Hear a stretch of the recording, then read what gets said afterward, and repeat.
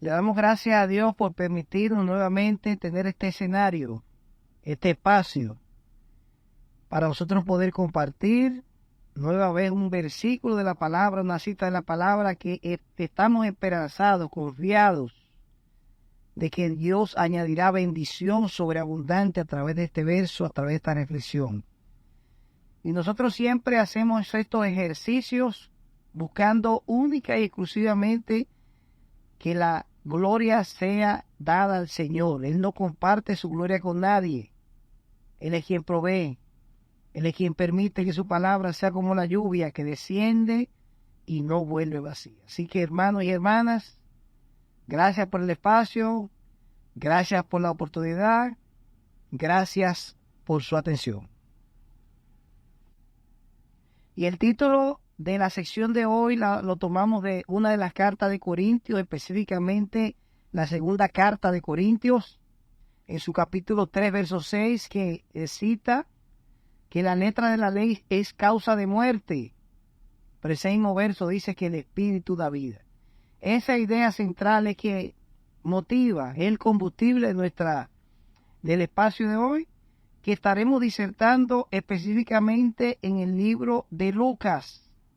Lucas capítulo 10 y en el verso 35 dice la palabra de Dios, que glorificamos a Él a través de ella, que al día siguiente el samaritano le dio 2 monedas de plata al encargado de la posada y le dijo: cuídalo, y si se necesita más, te pagaré cuando regrese. Damos gloria a Dios por su palabra. Gracias, Señor. Y esta historia empieza en el verso 25 de este mismo libro de Lucas y este mismo capítulo 10. Dice el verso de forma siguiente: cierto día, un experto en la ley religiosa se levantó para probar a Jesús. Dice esta versión. Hay una versión que dice que un maestro de la ley se acercó para ver si Jesús podía responder una pregunta difícil y le dijo: Maestro, ¿qué debo hacer para tener la vida eterna? Jesús contestó: ¿qué dice la ley de Moisés? ¿Cómo la interpretas? El hombre contestó: ama al Señor tu Dios con todo tu corazón, con toda tu alma, con toda tu fuerza y con toda tu mente. Y ama a tu prójimo como a ti mismo.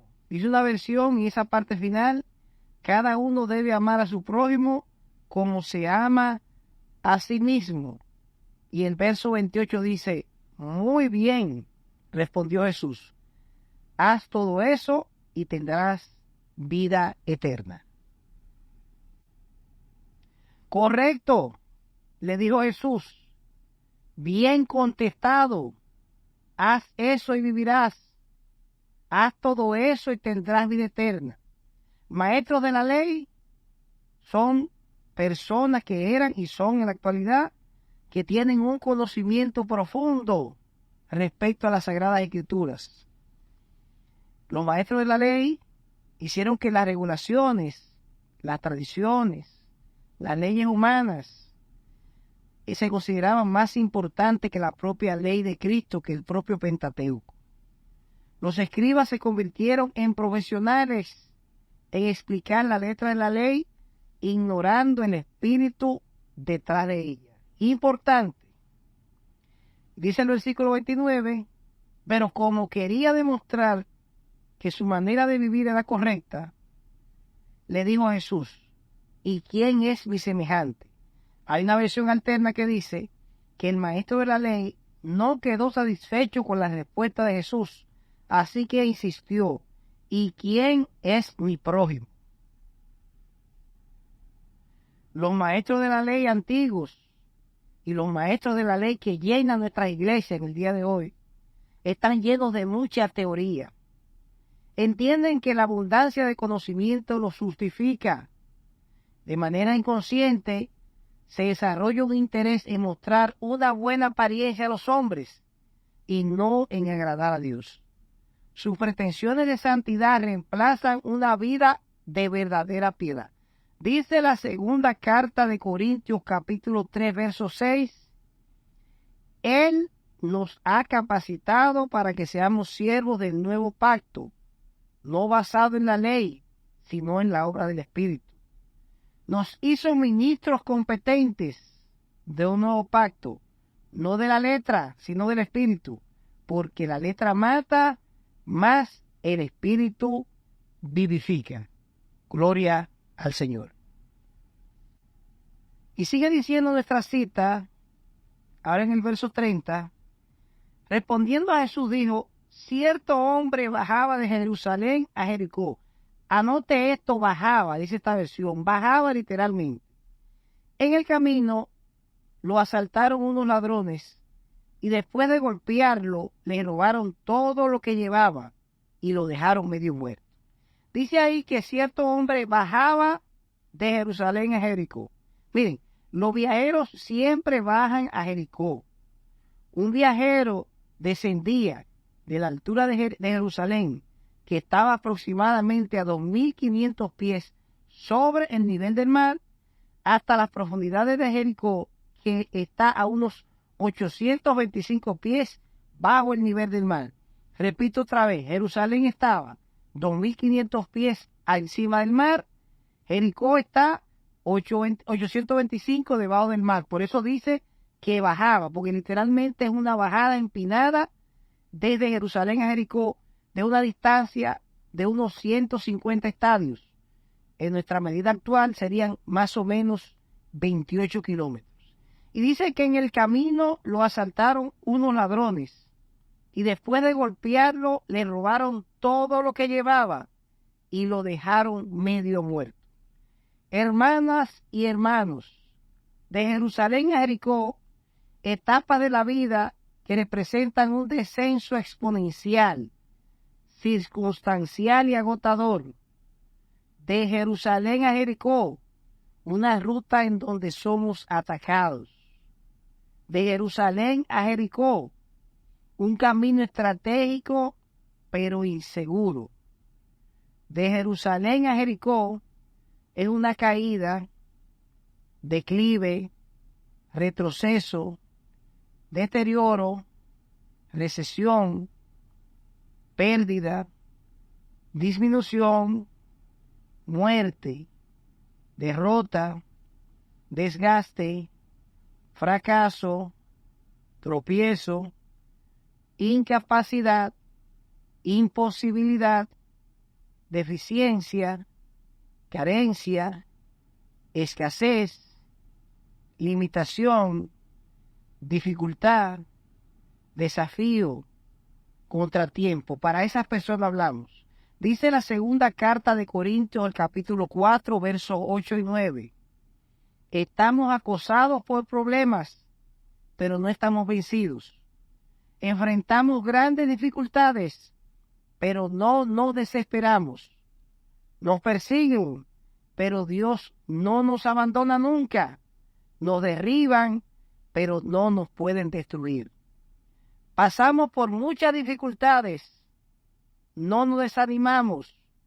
Tenemos preocupaciones, pero no perdemos la calma. A donde quiera que vamos, todos pueden ver que sufrimos lo mismo que Cristo y que por obedecerlo estamos siempre en peligro de muerte. Pero también pueden ver por medio de nosotros que Jesús tiene poder para dar vida a los muertos. Gloria al Señor. Y sigue diciendo nuestra lectura original que por casualidad, por el mismo camino pasaba un sacerdote judío, pero cuando vio al hombre en el suelo, cruzó al otro lado del camino y siguió de largo. Sacerdote judío, todos los que al ver la necesidad ajena cruzan a la acera de enfrente. Sacerdotes judíos debían tratar de mantenerse puros, libres de pecados y vivir con estándares morales y normas éticas muy exigentes. Sacerdotes judíos, personas dedicadas y consagradas a hacer y a celebrar y ofrecer sacrificios. Pero qué ironía que una persona que debía tener altos estándares morales y éticos, qué ironía que una persona consagrada, dedicada, una vida de dedicación al Señor, tenía la capacidad de hacerse la vista gorda ante la necesidad del prójimo.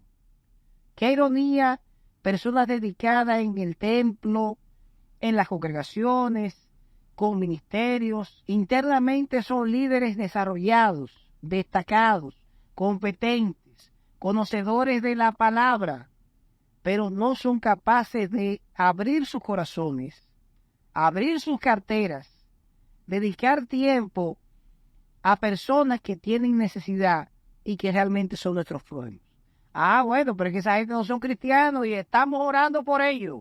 Esa es la famosa excusa para usted no involucrarse. Usted está luchando en oración, usted es un guerrero espiritual.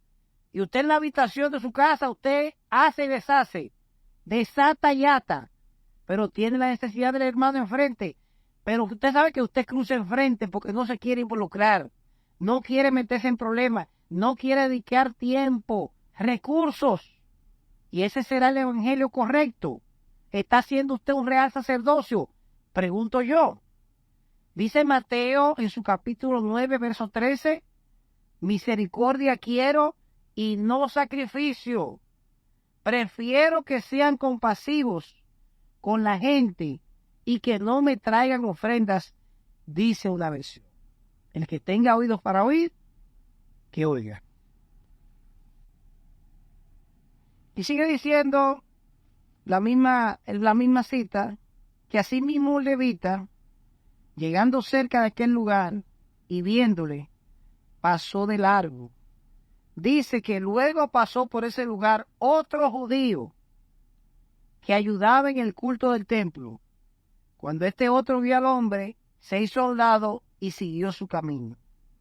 Dice que cuando llegó al lugar y lo vio, pasó por el otro lado del camino otro judío, otro servidor del templo, otro hombre consagrado, devoto, dedicado al Señor, con conocimientos profundos de la palabra, que ve una necesidad y cruza la acera del frente. Ahora un levita, en términos de jerarquía, el sacerdote tiene un nivel más alto, el levita está por debajo, pero sea que esté alto, sea que esté en el medio, sea que esté abajo, en términos de la pirámide organizacional, eran gentes con profundos conocimientos de la palabra, pero totalmente incapaces de poder sensibilizarse ante la necesidad del contrario, del vecino, del cercano, del prójimo.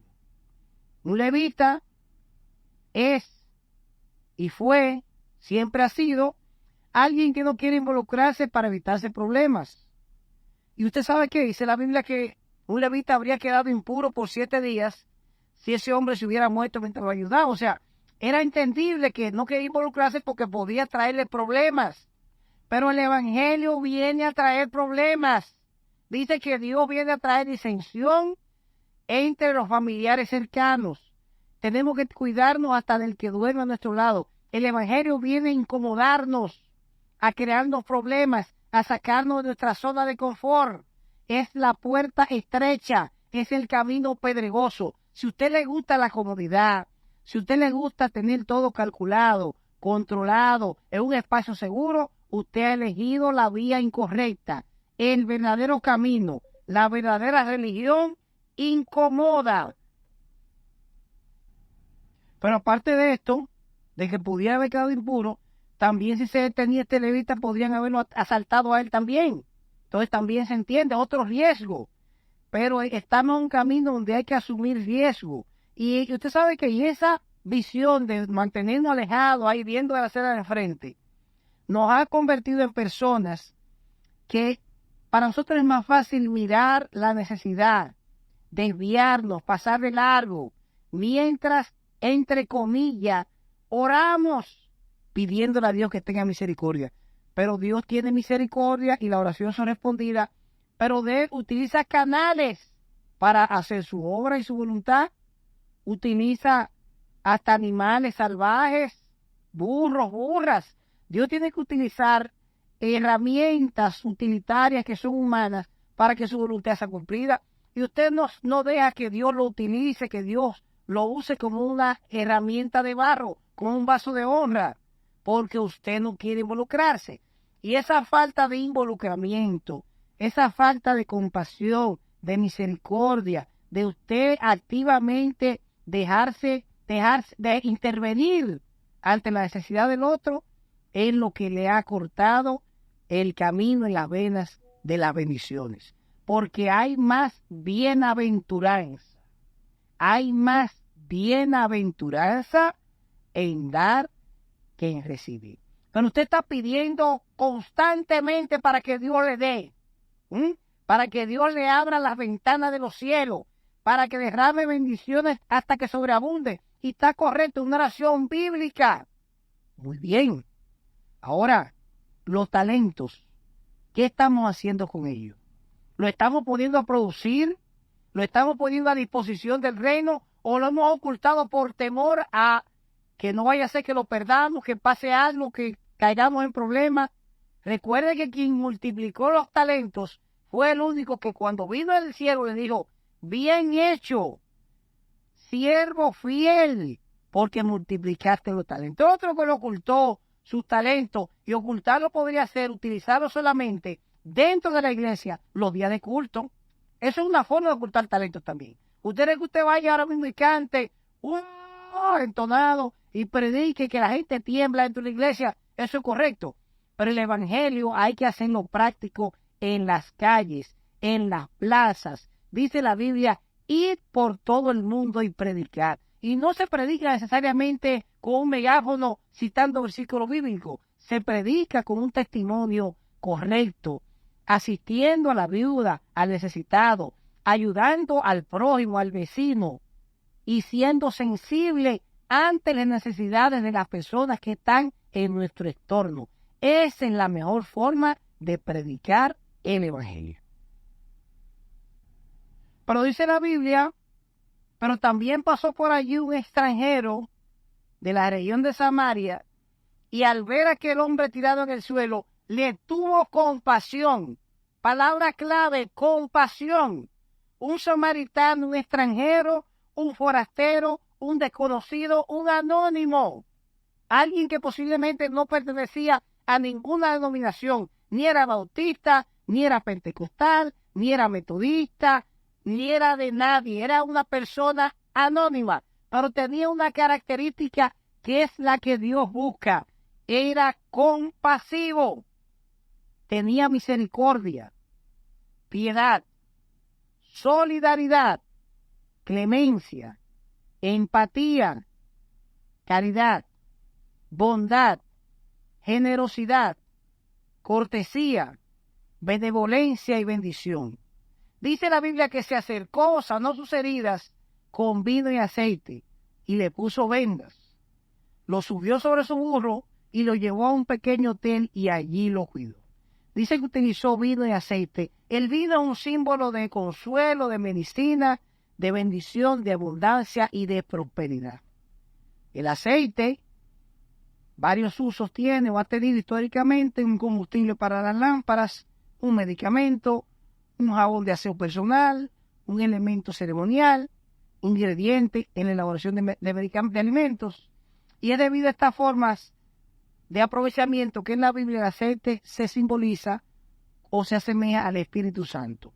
El vino, la alegría, el gozo, la prosperidad, la bendición, y el aceite en la abundancia, el Espíritu y lo que desciende del cielo. Este hombre utiliza esas herramientas de gracia unida a un gran espíritu de compasión, y este hombre anónimo y desconocido le da una cátedra a los eruditos, a los maestros de la ley, a los sacerdotes, a los judíos, a los levitas, a los hermanos consagrados. Le da clases de lo que es el verdadero evangelio. Y dice la Biblia que al siguiente día el samaritano le dio 2 monedas de plata al encargado de la posada y le dijo: cuídalo, y si se necesita más, te pagaré cuando regrese. Dice la Biblia en una versión que al día siguiente el samaritano sacó el equivalente al salario de 2 días y se lo dio al dueño del alojamiento. Cuide a este hombre, y si gasta usted algo más, yo se lo pagaré cuando vuelva. Dice Lucas 10:36, y Jesús hablaba, ¿cuál de estos tres piensas que demostró ser el prójimo del que cayó en manos de los ladrones? El que se compadeció de él, contestó el experto de la ley, el maestro, el erudito.